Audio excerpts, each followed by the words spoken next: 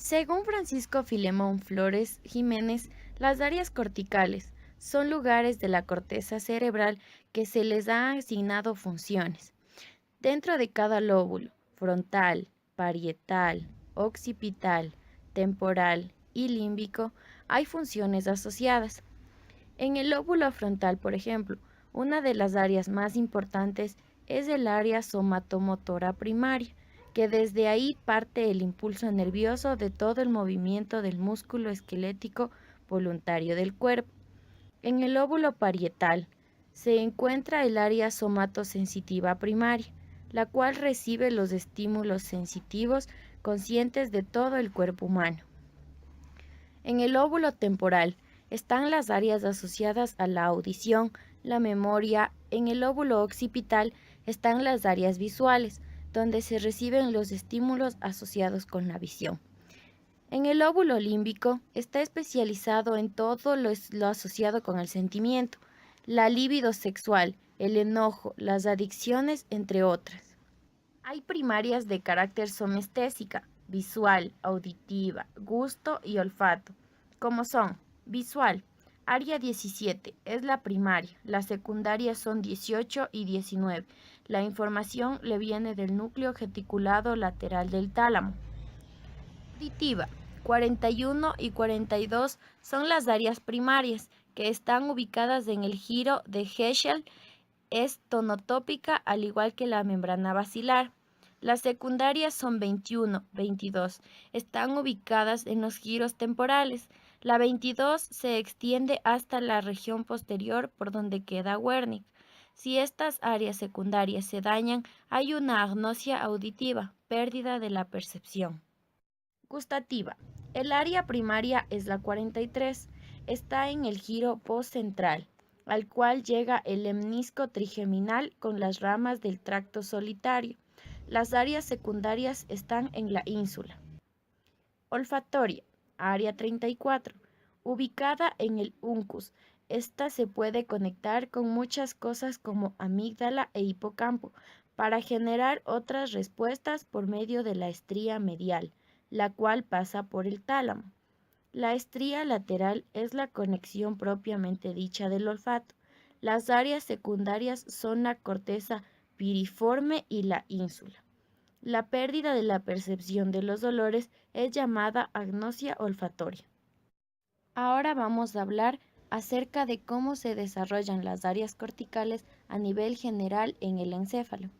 Según Joaquín Fuster, resume este modelo de las relaciones entre el encéfalo y el comportamiento diciendo que la información cognitiva está representada en redes neuronales corticales amplias, traslapadas e interactivas. Por lo tanto, se desarrollan a partir de módulos de funciones sensoriales y motoras a las que permanecen conectadas. Las redes corticales pueden sustentar varias funciones cognitivas y estas consisten en interacciones funcionales dentro y entre las redes corticales. Esta ha sido la explicación de qué son. A continuación, en la siguiente imagen, vamos a explicarles algunas de las áreas que se presentan en la misma. Una de estas áreas es el área motora o área 4. Es la que se encarga de los movimientos de los músculos finos. Esta se divide en dos áreas, el área de Broca y el área de premotora o de asociación secundaria. El área de Broca es la que se encarga del lenguaje, la planificación y secuencia motora y el aprendizaje motor. El área premotora o de asociación secundaria se encuentra en el lóbulo frontal anterior, a la corteza frontal primaria. Su función es la de orientación sensorial del movimiento y control de los músculos proximales, también conocida como sistema proceptil. El área sensitiva. Esta se encarga de los procesos de sensibilidad y percepción de la misma a través de los órganos de los sentidos. Su principal función es percibir todas las sensaciones del medio circundante, conectada por sí mismo al área motora, a las neuronas eferentes y aferentes, las cuales se encargan los procesos simpáticos y el arco reflejo. Esta se divide en dos partes, el área primaria o somatoestésica y el área secundaria. El área primaria comprende un complejo organismo en centros de recepción y producción, cuya función es producir movilidades de estímulos tales como el tacto, la temperatura y el dolor. El área secundaria sirve principalmente para la interpretación de señales sensitivas, como por ejemplo la presentación de... El área visual.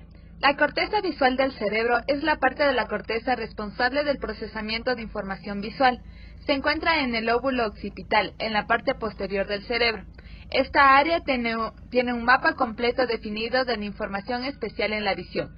Por ejemplo, en los seres humanos, la zona superior del surco calcarino responde fuertemente a la mitad inferior del campo visual y la zona inferior del calcarino a la mitad superior del campo visual. Conceptualmente, este campo retinotípico es una transformación de la imagen visual de la retina de la corteza visual. La correspondencia entre la localización dada de la corteza visual y el campo visual es muy precisa. Incluso los puntos ciegos tienen asignación en la corteza visual. Algunas de las funciones definidas en esta área es la detección de la intensidad de la luz, detección de los patrones, percepción del contorno, discriminación del color, atención visual, procesamiento de la información visoespacial, procesamiento de la orientación espacial, patrones de movimiento visual de rastreo. En la memoria, codificación de las caras y de las palabras.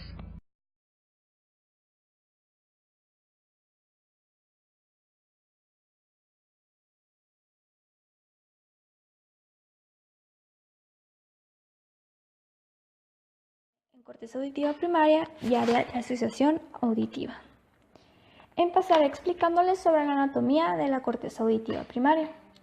Esta se encuentra en el lóbulo temporal del encéfalo, dentro del surco lateral, en la circunvolución temporal transversal de Helch, y en el mapa de Brodmann se localiza en el área 41 y 42.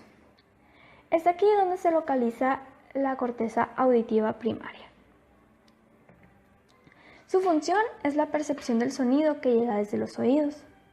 Esta área procesa información como el tono y el volumen y también la ubicación del sonido en el espacio. Esta área es muy importante para la comprensión del lenguaje hablado. El núcleo geniculado medial es una tumefacción sobre la superficie anterior del tálamo. Este envía información hacia la corteza auditiva primaria. Las áreas de asociación son dos. Una de ellas es el área de Wernicke, que se localiza en el lóbulo temporal izquierdo, y en el mapa de Brodmann se localiza en el área 22, 39 y 40. Su función es la comprensión del lenguaje hablado y tiene importantes conexiones con otras áreas del encéfalo. Esta área reconoce e interpreta el sonido en base a experiencias pasadas.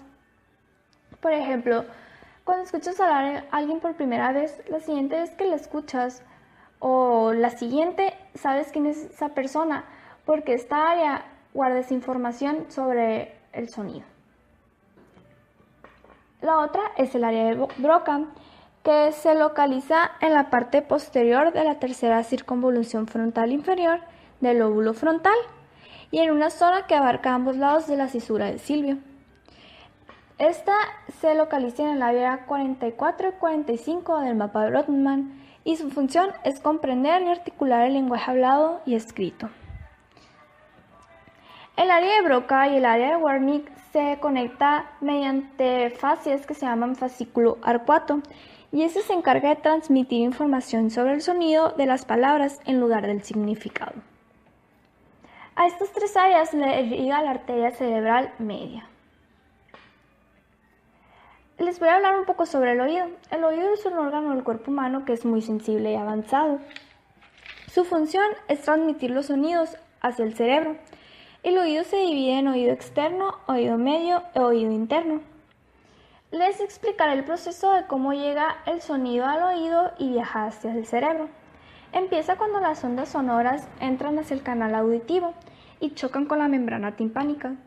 Este choque hace que los huesecillos del oído vibren y estas vibraciones viajan hacia la cóclea. Estando ya en la cóclea, producen los movimientos de esos fluidos y producen que las células ciliadas de la cóclea emitan señales eléctricas que se llama nervio coclear o también llamado nervio auditivo. Estas señales, cuando viajan por el nervio auditivo, llegan hacia los núcleos cocleares anteriores y posteriores del bulbo, y estos se van a los colículos inferiores del mesencéfalo hasta llegar al núcleo genicular medial del tálamo, que, como ya les mencioné anteriormente, es el que envía ya la información hacia la corteza auditiva primaria, y es así como viaja el sonido hacia el cerebro. Les mencionaré algunas de las lesiones que se pueden ocasionar en estas áreas. Una de ellas es la fase auditiva, que es cuando puedes escuchar bien, pero no comprendes lo que te están diciendo. Otra es la dificultad en la ubicación del sonido en el espacio. Es decir, por ejemplo, si escuchas que se cae un traste, escuchaste que se cayó ese traste, pero puede que tú lo hayas escuchado cerquita y en cambio fue muy lejos ese traste caído. Esa es la dificultad en la ubicación del sonido en el espacio. Otra es la agnosia auditiva, que es la sordera total.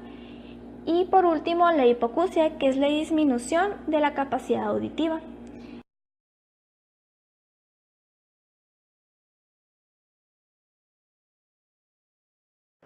Que corresponde al área de Wernicke, ¿sí?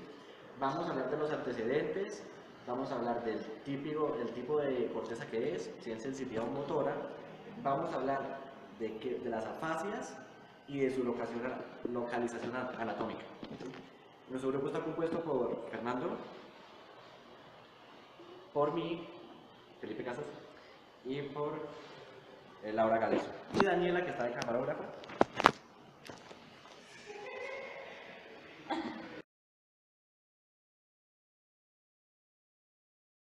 Vamos a empezar hablando de los antecedentes. Laura, por favor.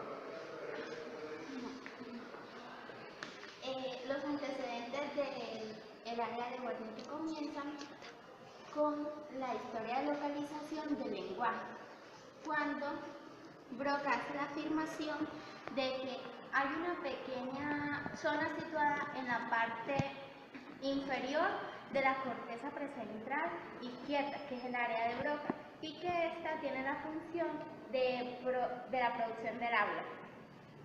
Broca plantea la hipótesis de que hay programas de articulación que se almacenan en esta área y que el habla se produce cuando estos programas activan otras áreas que controlan los músculos faciales y la cavidad bucal. Luego, en 1854, Wernicke, basándose en 10 casos clínicos, llega a la conclusión que existe otra área del lenguaje que está situada en el lóbulo temporal izquierdo, justo detrás de la corteza auditiva primaria, y que en esta se produce la comprensión del lenguaje.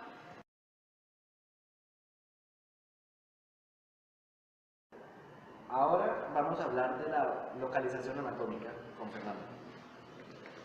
Bueno, entonces vamos a hablar de la posición de las áreas que estamos hablando y lo vamos a hacer en el hemisferio derecho, ya que pues generalmente se encuentra en el hemisferio izquierdo, pero estamos hablando de una persona zurda y su hemisferio dominante sería la parte derecha.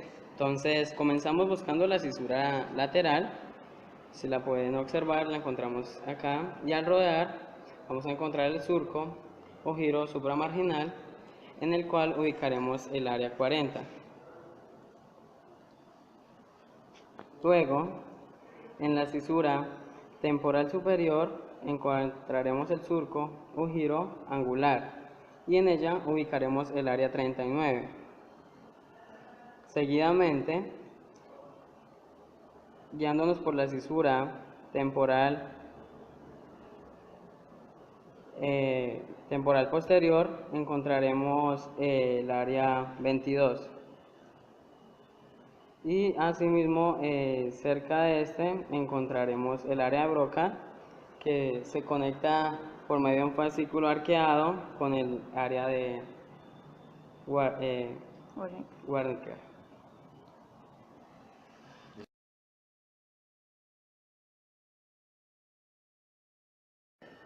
Ahora voy a hablar de la función del área de Wernicke.